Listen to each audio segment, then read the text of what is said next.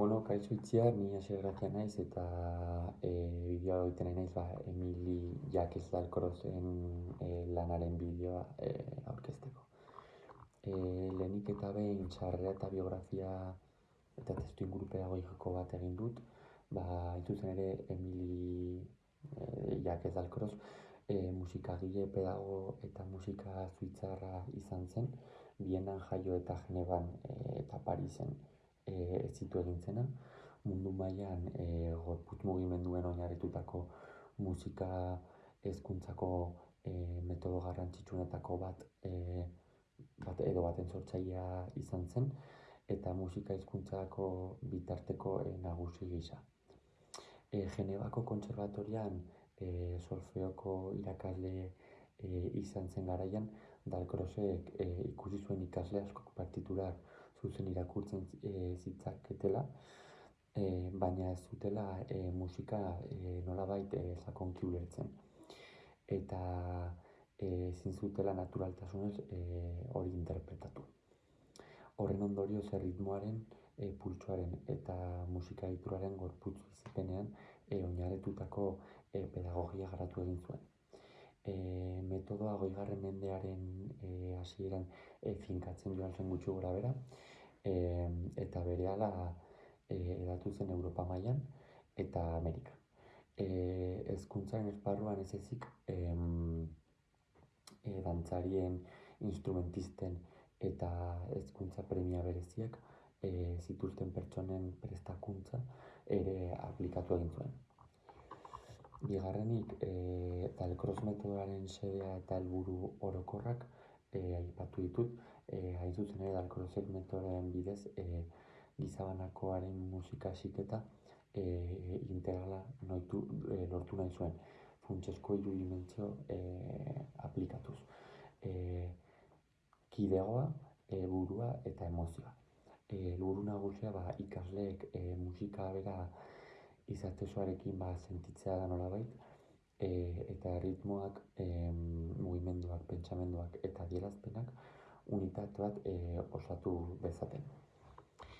Metodoaren helburu orokorrak beste alde batetik daude eta gizakiaren berezko erritmika garatzea da.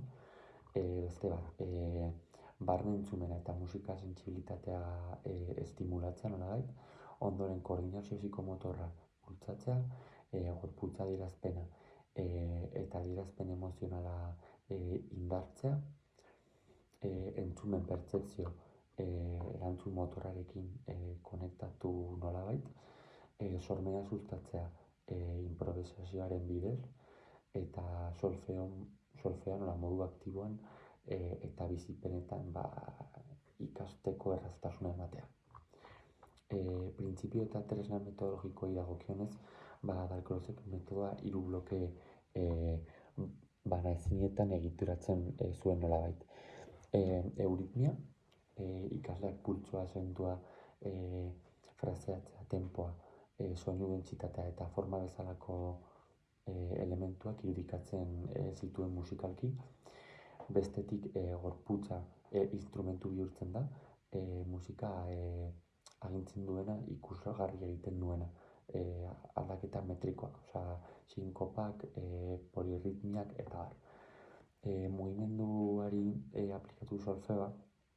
aplikatutako solfeoa, barne belarian eta intonazioaren entrenamendu mugimenduak lagun dituzten kantuko eta irakurketa solfeiko jardueren bidez egiten zen, eta silabak do, re, mi, eta kantua entzutea eta desplazamenduak kombinatzen dituzten ariketak erabiltzea ohikoa zen bere metodoan. Bestetik, improvisazioa, motorizitate zen musika, ikasleak soinuzko estimuluei eta estimulu motorrei erantzunak sortzen zituzten, kontzeptuen barneratzea egiaztatu ahal izateko. Hortik adierazpena, sormena, memorizazioa eta kontrol emozionala errazten ditu. Beste ezaugarri metodiko batzuk izan daiteke jarduera aktibo eta parte hartzailea izatea, material sinprea erabiltzea, saioen iraupen gomendatua, askotariko ariketak blokeen barruan, adibidez, 55-30 minutuko saioak lehen hezkuntzan, eta saio laburragoak eta ludikoagoak haur hezkuntzan. Dalcroze metodaren 3 ardatzak, lehenengoa euritmia, mugimendu erritmikoa dela, metodoaren zutabe nagusia da, gorputzarekin musika elementu guztiak irudikatzen ditu, pultsoa, azentua, erritmoa, denbora, zaldi musikala, dinamika, izaera eta agogikoa. Ikasleak ibiltzen dira korrika egiten, salto egiten, gelditzen, biratzen, makurtzen, irakasleak zuzenean edo grabazioen bidez sortzen dituen musika estimuluei erantzuten diote, euritmiari esker. Euritmiari esker ere bai, erritmoa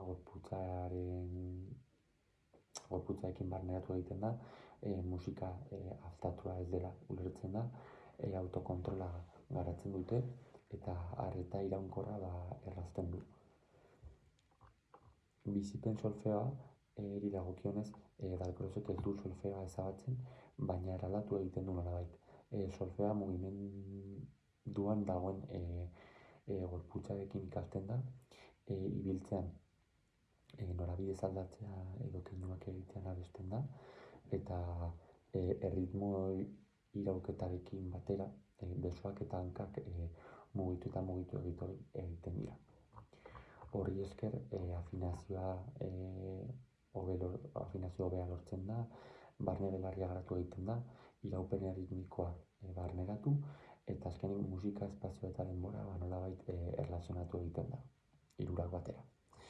Improvisazioa, azkenik, improvisazioa funtsezkoa da Dalcrozen metodoan, gorputz improvisazioa, improvisazio musikala, musika eta mugimendu improvisazioa, fundamentalak dira haren metodoan, ikaslei aukera ematen die nolabait askatasunez sortzeko, emozioak adierazteko, ikasitako kontzeptuak aplikatu edo erakutsi, eta alde batetik irudimena garatu, eta segurtasuna eta autonomia irabaztea edo sustatzea. Dalcrozen metodoa etapaka aplikatzea ohikoa egin da. Haur hezkuntzan etapa honetan lana honako hauetan oinarritzen da batez ere nagusiki. Joko erritmoak, mugimendu libreak, keinuz lagundutako abestiak, pultsorako joan etorriak, etenaldiak, isuiluneak eta kontrasteak. Helburua honako hauek modu naturalean garatzea da, zentzu erritmikoa, koordinazioa, arreta, gorputz kontrola eta adierazpen emozionala. Eta lehen hezkuntzan aldiz, lehen hezkuntzako metodoa modua egituratuagoan lan egiten da, ritmo bitarrak eta hirutarrak, polirritmiak bakunak izaten dira, azentuak eta ustekabeak, fraseatzeaz fraseatze musikala erabiltzen dute, improvisazio gidatua, mugimenduen irakurketa eta erritmikoa erabiltzen dute, eta alderdi musikalean zein psikomotorrean sakondu egiten dute. Alderdi praktikoari dagokionez bi jarduera proposatu ditut. Lehenengo jarduera gorputza musika bihurtu dadin, lehenengo moldeatu dudan etapara da edo mailara da lehen hezkuntzara, 2. maila gutxi gorabehera, eta kurrikulumera lotuta dago noski. Gaitasun espezifikoak dira zentzu erritmikoa eta gorputz koordinazioa garatu ahal izateko, gorputza musika adierazpenerako eta komunikaziorako bitarte gisa erabili ahal izatea, eta oinarrizko jakintzak izango dira pultsoa, tenpoa eta iraupena, bestetik musikari lotutako gorputz mugimendua, entzute aktiboa eta erantzun eragilea. Helburuak izango dira pultsoa eta tenpoa mugimenduaren bidez barneratu ahal izatea, koordinazioa, arreta eta kontrola hobetzea, eta azkenik musika eta mugimendua lotzea, hori baita Dalcrozen funtsezko printzipio bat.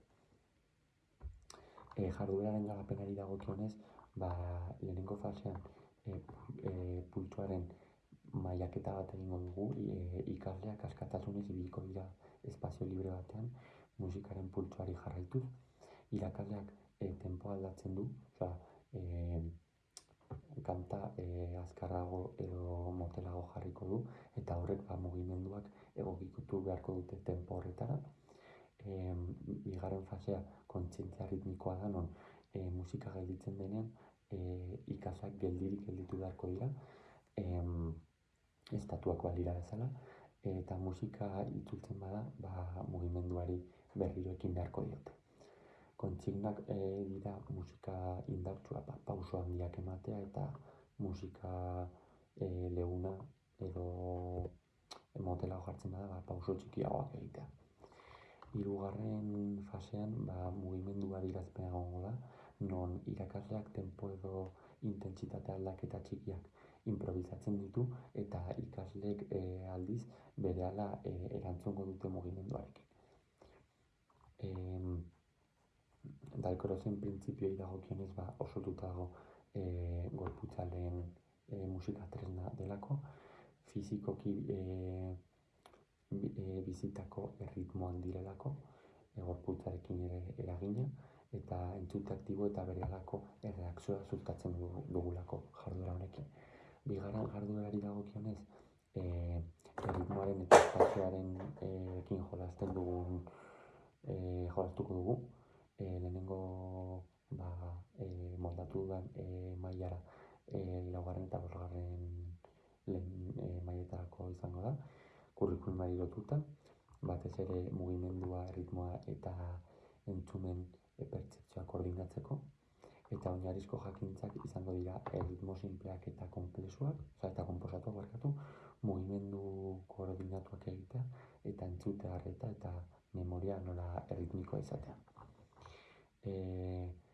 Helburuak gorputzarekin erritmoa desberdinak bilatzea, gorputzari azpien kontzientzia eta sortzailea sustatzea, eta taldeko nola arreta, memoria eta koordinazioa lantzea guztiok batera. Garapen edo gauzatze praktikoari dagokionez, ikasleak espazioan zehar mugituko dira, eta irakasleak markatuko ditu pultsuan ibiliz, pultsu erregularra ibili, eta erritmo markatuak palmak izango dira, salto egin edo norabidez aldatu. Bigarren fasean gorputza ekintzak egitzen dira, non esku aurrak